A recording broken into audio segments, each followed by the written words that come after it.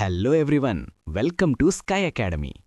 IVC and Vedic period తర్వాత మన సిరీస్లో నెక్స్ట్ టాపిక్ అండ్ ఒక మోస్ట్ ఇంపార్టెంట్ టాపిక్ గురించి మాట్లాడుకోబోతున్నాం. అదే మహాజనపదాలు. మీరు యూపీఎస్సీ రాస్తున్నా, గ్రూప్స్కి ప్రిపేర్ అవుతున్నా, లేదా ఎస్ఎస్సీ, ఎన్టీపీసీ లాంటి ఎగ్జామ్స్ రాస్తున్నా ఈ టాపిక్ నుంచి ఖచ్చితంగా క్వశ్చన్స్ వస్తాయి. అయితే ఈ టాపిక్ ప్రింటబుల్ కలర్ఫుల్ పీడిఎఫ్ కోసం టెలిగ్రామ్ ఛానల్లో జాయిన్ అవ్వండి. లింక్ డిస్క్రిప్షన్లో ఉంది. సరే, ముందుగా అసలు మనం ఎక్కడున్నామో ఒకసారి అర్థం చేసుకుందాం. అంటే టైం లైన్ అన్నమాట.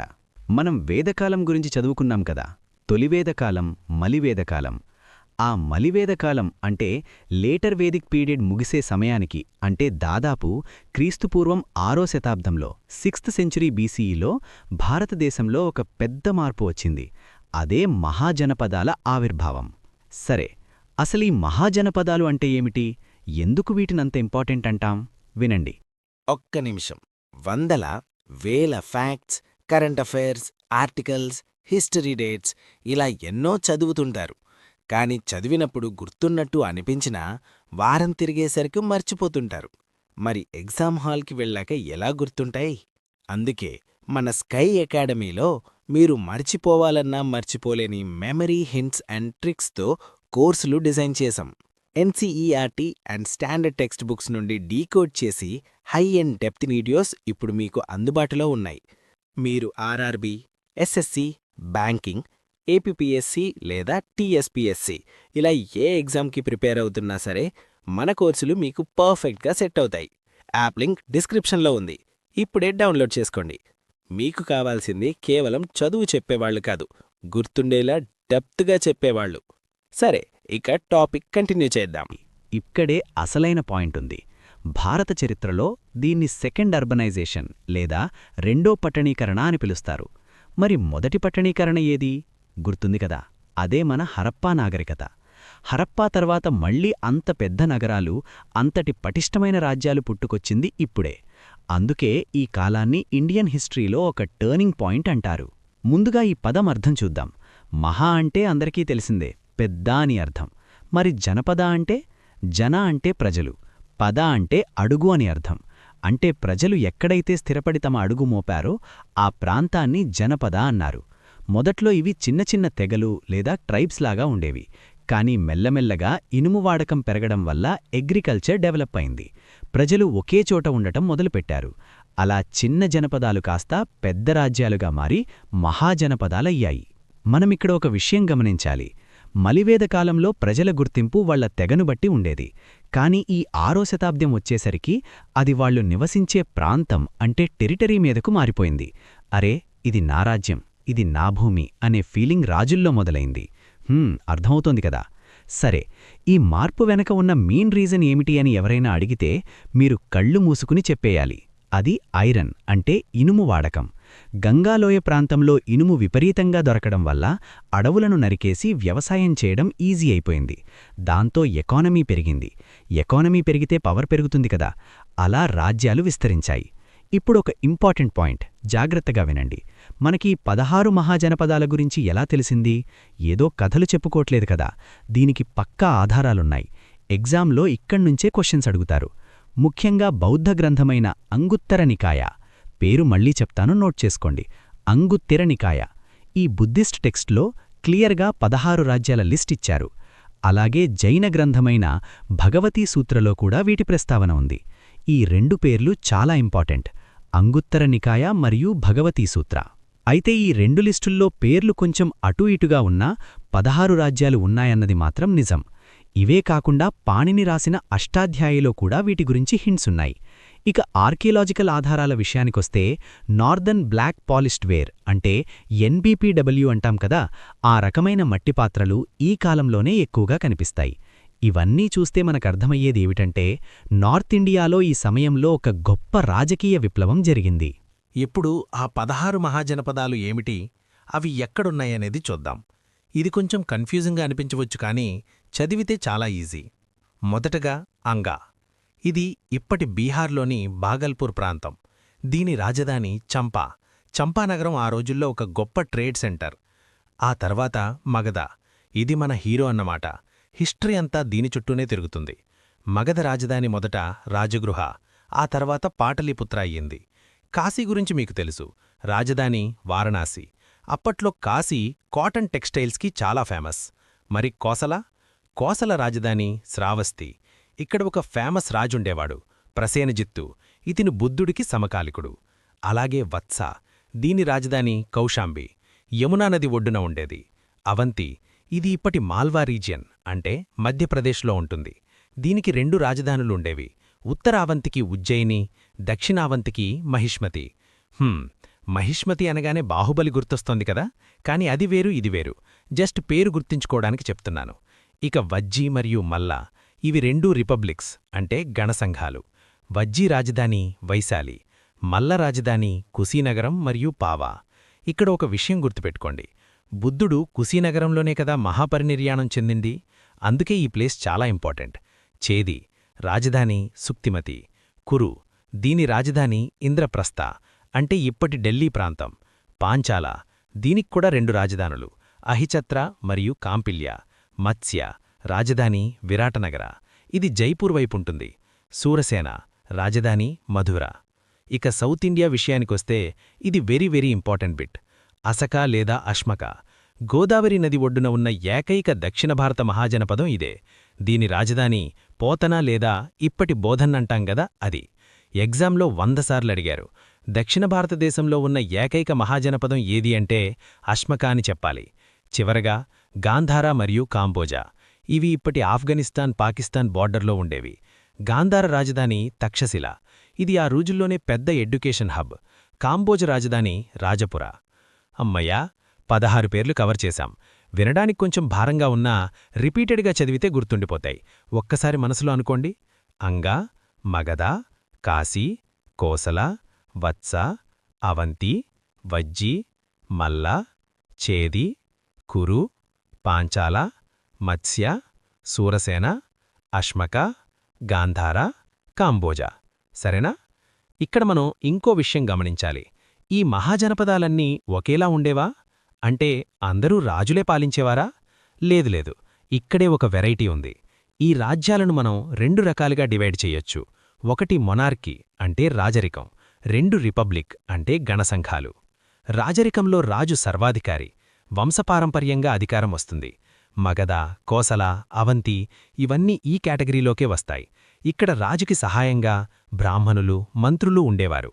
కానీ డెసిషన్ మాత్రం రాజుదే. మరి గణసంఘాలంటే? ఇవి చాలా ఇంట్రెస్టింగ్. ఇక్కడ ఒక్క రాజుండడు, ఒక కౌన్సిల్ లేదా అసెంబ్లీ ఉంటుంది. అంటే చాలామంది కలిసి నిర్ణయాలు తీసుకుంటారు. వజ్జీ మరియు మల్ల రాజ్యాలు ఇలాంటివే. అందుకే వీటిని ప్రాచీన భారతదేశంలో ప్రజాస్వామ్యానికి పునాదులు అని కూడా అంటారు. గౌతమ బుద్ధుడు, వర్ధమాన మహావీరుడు ఇద్దరూ కూడా ఇలాంటి గణసంఘాల నుంచి వచ్చినవాళ్లే. వింటున్నారా? ఇది చాలా ఇంపార్టెంట్ పాయింట్.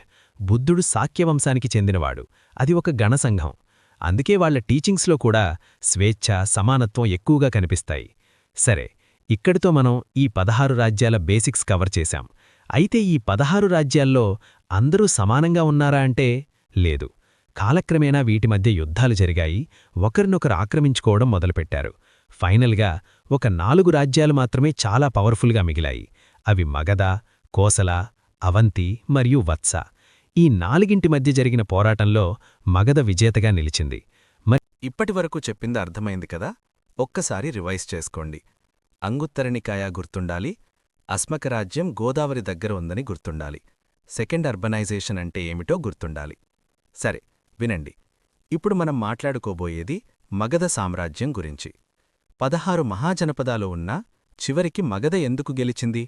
ఇది ఒక మిస్టరీలాగా అనిపిస్తుంది కదా, కాని దీని వెనక స్ట్రాంగ్ రీజన్స్ ఉన్నాయి. ముందుగా మగధ ఎక్కడుందో చూడండి. ఇప్పటి బీహార్ ప్రాంతం.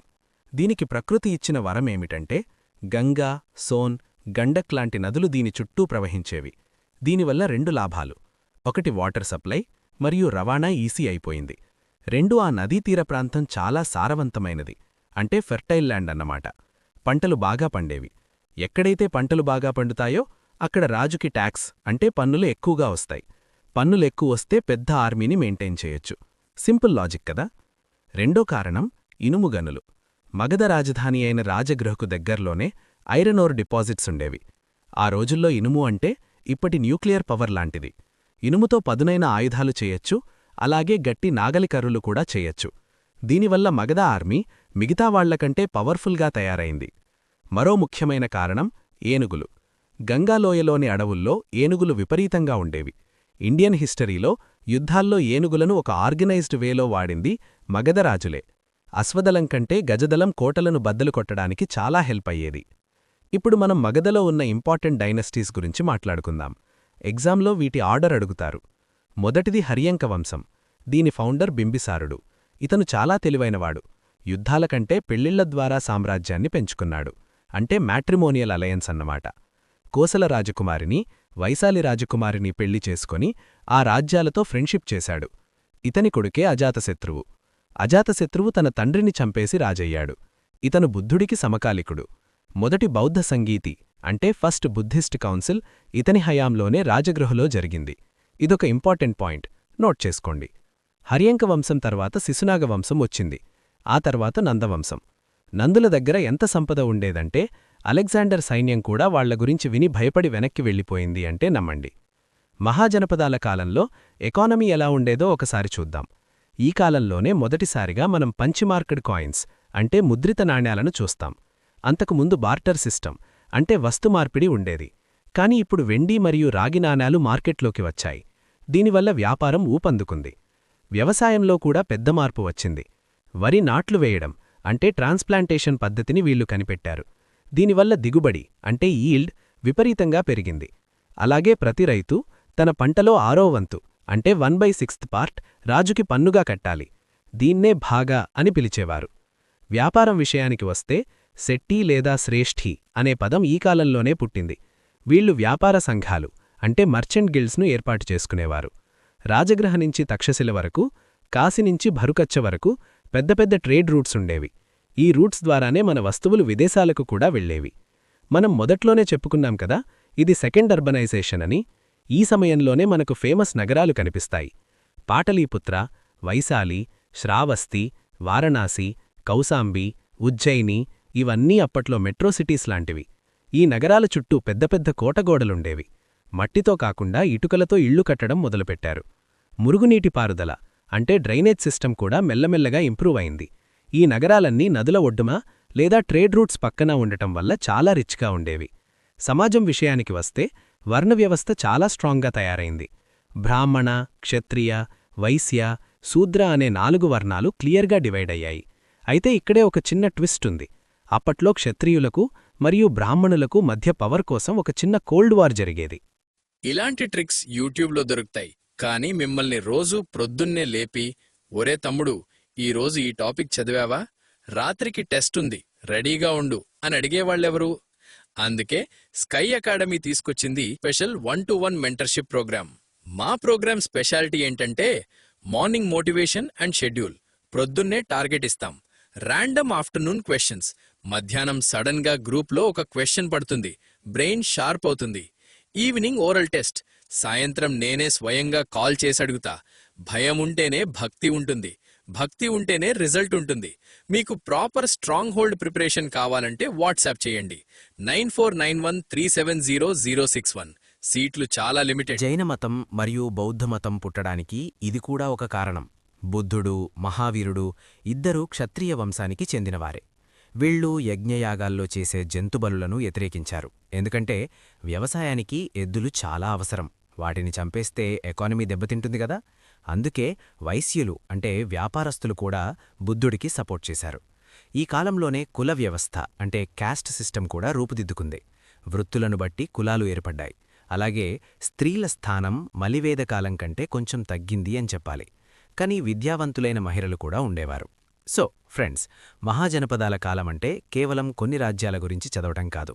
ఇది భారతదేశం ఒక ప్రాపర్ పొలిటికల్ షేప్లోకి వచ్చిన కాలం. ఇక్కడే మనకు పెద్ద సైన్యాలు, ట్యాక్స్ సిస్టమ్, పక్కా అడ్మినిస్ట్రేషన్ కనిపిస్తాయి.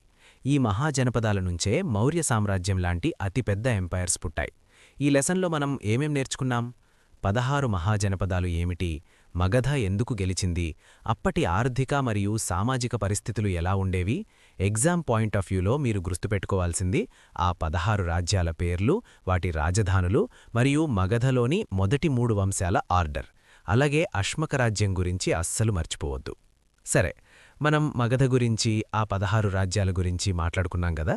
ఇప్పుడు ఇంకొన్ని ఇంపార్టెంట్ విషయాలు చూద్దాం. ఈ పాయింట్స్ ఎగ్జామ్లో డైరెక్ట్గా అడిగే ఛాన్స్ ఉంది, సరేనా? జాగ్రత్తగా వినండి. మనం 16 రాజ్యాల పేర్లు చెప్పుకున్నాం, కానీ ఆ రోజుల్లో రాజధానుల పేర్లు ఎందుకు మారేవి అని మీకెప్పుడైనా డౌటొచ్చిందా? ఉదాహరణకి మగధ ఉంది. మగధకు ఫస్ట్ క్యాపిటల్ రాజగృహ. దీన్నే గిరివ్రజ అని కూడా అంటారు. గిరి అంటే కొండ. 5 కొండల మధ్యలో ఉండటం వల్ల దీనికి ఆ పేరొచ్చింది.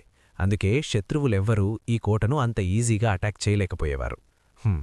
ఆ తర్వాతే అజాతశత్రువు కొడుకు ఉదయిన్ వచ్చి పాటలీపుత్రను రాజధానిగా చేసుకున్నాడు. ఎగ్జామ్లో అడుగుతారు, పాటలీపుత్ర నగరాన్ని నిర్మించింది ఎవరు అని. అప్పుడు మీరు ఉదయిన్ అని ఆన్సర్ చేయాలి. అలాగే ఈ 16 మహాజనపదాలలో కొన్నింటిని సరిహద్దు రాజ్యాలు అంటే బార్డర్ స్టేట్స్ అంటారు. ఉదాహరణకి గాంధార మరియు కాంబోజా. గాంధార అనగానే మనకు తక్షశిల గుర్తుకు రావాలి. ఇది ప్రపంచంలోనే one of the oldest universities ఉన్న ప్లేస్. ఇక్కడే మన చాణక్యుడు అంటే కౌటిల్యుడు ప్రొఫెసర్గా పనిచేశాడు. చూడండి హిస్టరీ ఎలా కనెక్ట్ అవుతోందో. ఇంకొక ఇంపార్టెంట్ పాయింట్ ఏమిటంటే ఈ మహాజనపదాల కాలంలో ఆర్మీ ఎలా ఉండేది. అప్పట్లో చతురంగ బలాల వాడకం మొదలైంది. అంటే ఏనుగులు, గుర్రాలు, రథాలు మరియు పదాతిదళం అన్నమాట. మనం ఇందాకే అనుకున్నాం కదా, మగధరాజులు ఏనుగులను విపరీతంగా వాడేవారని. దీనివల్ల వాళ్లకు ఒక గొప్ప అడ్వాంటేజ్ ఉండేది. గజదళమనేది అప్పట్లో ఒక ట్యాంక్ లాగా పనిచేసేది. సరే, ఇప్పుడు ఈ కాలానికి సంబంధించిన కొన్ని స్టాటిక్ జీకే పాయింట్స్ చూద్దాం. 16 రాజ్యాలలో అతిపెద్ద రాజ్యం ఏది అని అడిగితే అది అవంతి అని చెప్పాలి. అవంతికి ఉజ్జయిని మెయిన్ సెంటర్. ఇది నార్త్ ఇండియాను, సౌత్ ఇండియాను కలిపే ట్రేడ్ రూట్లో ఉండేది. అందుకే అవంతి చాలా రిచ్గా ఉండేది. ఉజ్జయినిలోని లోహపు పరిశ్రమ అప్పట్లో చాలా ఫేమస్. మరి అత్యంత శక్తివంతమైన రాజ్యం ఏది అంటే మాత్రం మగధ అని చెప్పాలి. మీరు గుర్తుపెట్టుకోవాల్సిన ఇంకో విషయం వజ్జిరాజ్యం. ఇది 8 తెగల కూటమి. దీన్నే అష్టకుల అని పిలిచేవారు. ఇక్కడ ఒక వింత ఏంటంటే వజ్జి రాజధాని వైశాలిలో ప్రతి సంవత్సరం ఒక సభ జరిగేది. అక్కడ అందరూ కలిసి చర్చించి నిర్ణయాలు తీసుకునేవారు. ఇది చూడ్డానికి మన ఆధునిక పార్లమెంట్లాగే ఉంది కదా. అందుకే వజ్జిని మొదటి రిపబ్లిక్గా పిలుస్తారు. అలాగే కోసల రాజ్యం గురించి కూడా ఒక పాయింట్ ఉంది. ఇక్కడ ప్రసేనజిత్తు అనే రాజుండేవాడు కదా. ఇతను బుద్ధుడికి సమవయస్కుడు మాత్రమే కాదు, బుద్ధుడి టీచింగ్స్ని ఫాలో అయ్యేవాడు. శ్రావస్తిలో జేతవన విహారం అనే ప్లేస్లో బుద్ధుడు తన జీవితంలో ఎక్కువ కాలం గడిపాడు. ఈ పాయింట్ యూపీఎస్సీ లాంటి ఎగ్జామ్స్లో స్టేట్మెంట్ వైజ్ అడుగుతారు. ఇక్కడొక కరెంట్ అఫైర్ లింక్ కూడా ఉంది ఫ్రెండ్స్. ఇటీవల కాలంలో బీహార్లోని రాజగిర్లో అంటే మన ప్రాచీన రాజగృహలో కొన్ని కొత్త ఆర్కియోలాజికల్ తవ్వకాలు జరిగాయి. అక్కడ బింబిసారుడి జైలు అని పిలిచే ఒక కట్టడం బయటపడింది. అజాతశత్రువు తన తండ్రిని ఇక్కడే బంధించాడని పురాణాలు చెప్తాయి. అంటే హిస్టరీ అనేది కేవలం పుస్తకాల్లోనే కాదు, భూమి లోపల కూడా దాగుందన్నమాట. అలాగే వారణాసి అంటే కాశీ గురించి కూడా మాట్లాడుకోవాలి. కాశీరాజ్యం ఆ రోజుల్లో అశ్వసేన అంటే గుర్రాల వ్యాపారానికి చాలా ఫేమస్. కానీ ఆ తర్వాత కోసల రాజులు కాశీని జయించి వాళ్ల రాజ్యంలో కలిపేసుకున్నారు. ఇలా ఒక రాజ్యం ఇంకో రాజ్యాన్ని ఆక్రమించుకుంటూ చివరికి మగధ మాత్రమే సుస్థిరంగా నిలబడింది.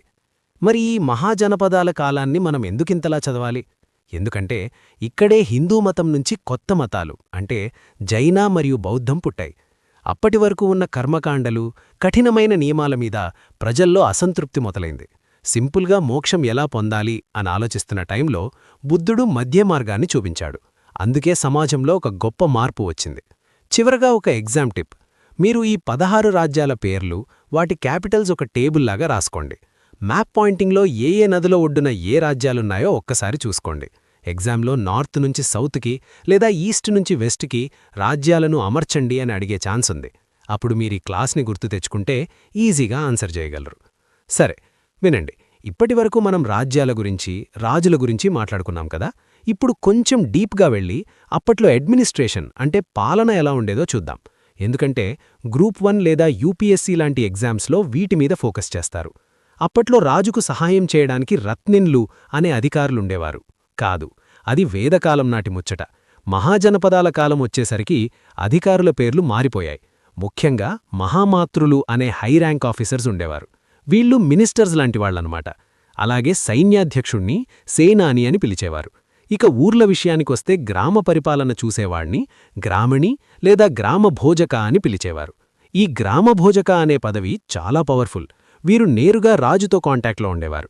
ఇక్కడొక ఇంట్రెస్టింగ్ పాయింట్ ఏమిటంటే టాక్సేషన్ అంటే పన్నుల వసూలు కోసం ప్రత్యేకంగా బలిసాధకులు అనే అధికారులు ఉండేవారు. బలి అంటే ఆ రోజుల్లో ఒక రకమైన పన్ను. వింటున్నారా? బలి అంటే జంతుబలి కాదు, అదొక వాలంటరీ ట్యాక్స్గా, కంపల్సరీ ట్యాక్స్గా మారిపోయింది. మరి కార్మికులు ఎలా కట్టేవారు పన్ను? వీళ్లు నెలకొక రోజు రాజు కోసం ఫ్రీగా పనిచేయాలి. దీన్నే వెట్టిచాకిరికి పునాది అని కూడా అనొచ్చు. అలాగే అప్పట్లో న్యాయ వ్యవస్థ ఎలా ఉండేదో తెలుసా? ధర్మశాస్త్రాల ప్రకారం తీర్పులిచ్చేవారు. కులాన్ని బట్టి శిక్షలు మారిపోయేవి.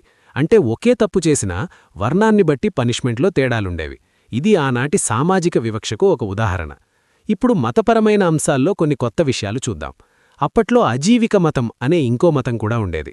దీని ఫౌండర్ మక్కలి గోశాల.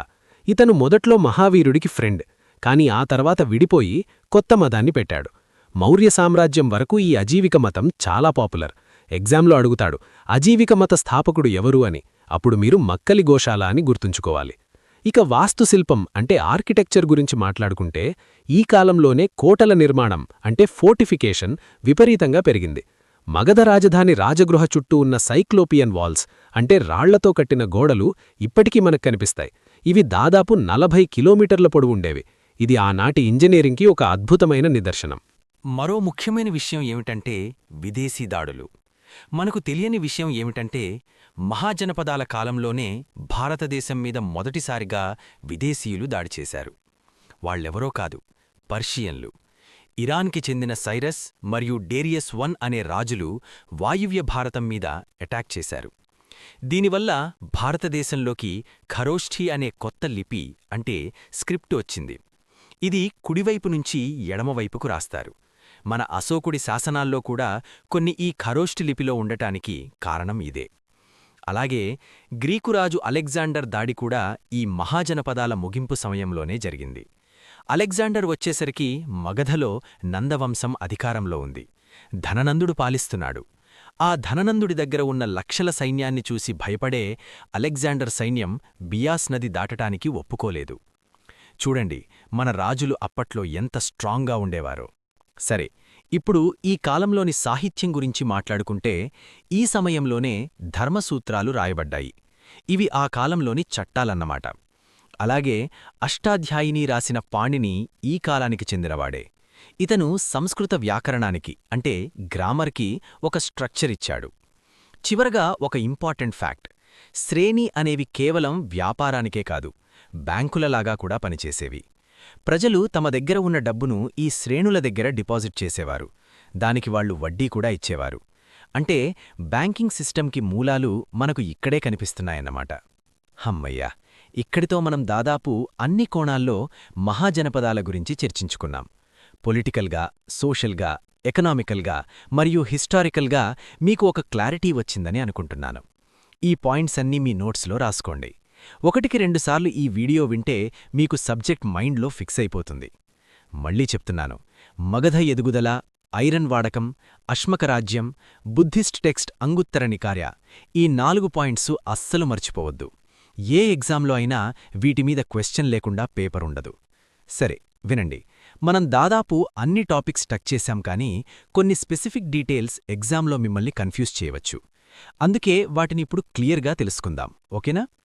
ముందుగా ఈ కాలాన్ని northern black polished ware period అంటారని మనం చెప్పుకున్నాం కదా. ఇక్కడ ఒక ఇంట్రెస్టింగ్ పాయింట్ ఏమిటంటే ఈ రకమైన మట్టి పాత్రలు కేవలం నల్లగానే కాదు, కొన్నిసార్లు బంగారం లేదా వెండి రంగు మెరుపుతో కూడా ఉండేవి. ఇవి అప్పట్లో లగ్జరీ ఐటమ్స్ అన్నమాట.